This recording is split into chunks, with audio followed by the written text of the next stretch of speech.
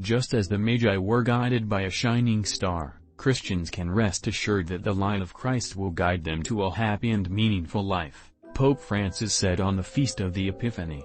The Magi teach us that we need to set out anew each day, in life as in faith, for faith is not a suit. Pope Francis celebrated the feast day Mass in St. Peter's Basilica January 6. In accordance with an ancient tradition, after the proclamation of the Gospel, a deacon chanted the announcement of the date of Easter 2022, April 17th, and the dates of other feasts on the church calendar that are calculated according to the date of Easter. After celebrating Mass, the Pope led the recitation of the Angelus prayer with visitors in St. Peter's Square. In his Angelus address, the Pope said that in prostrating and worshipping baby Jesus, the humble Magi showed that their true wealth did not lie in fame or success, but in their awareness of their need of salvation. Like the Magi, Christians must also follow their example of humility, otherwise, Earlier, in his homily at Mass, the Pope reflected on the journey of the Magi to Bethlehem.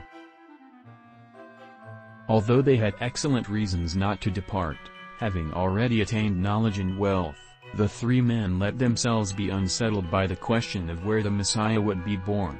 They did not allow their hearts to retreat into the caves of gloom and apathy, they longed to see the El.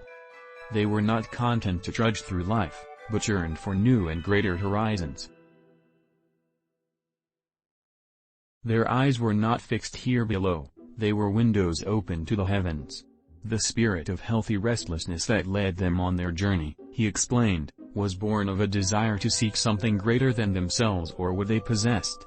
Christians also must live their journey of faith like the Magi, which demands a deep desire and inner zeal, and they must ask themselves whether their faith has remained stagnant in a conventional, external and formal religiosity that no longer warms our hearts and changes our lives, he said.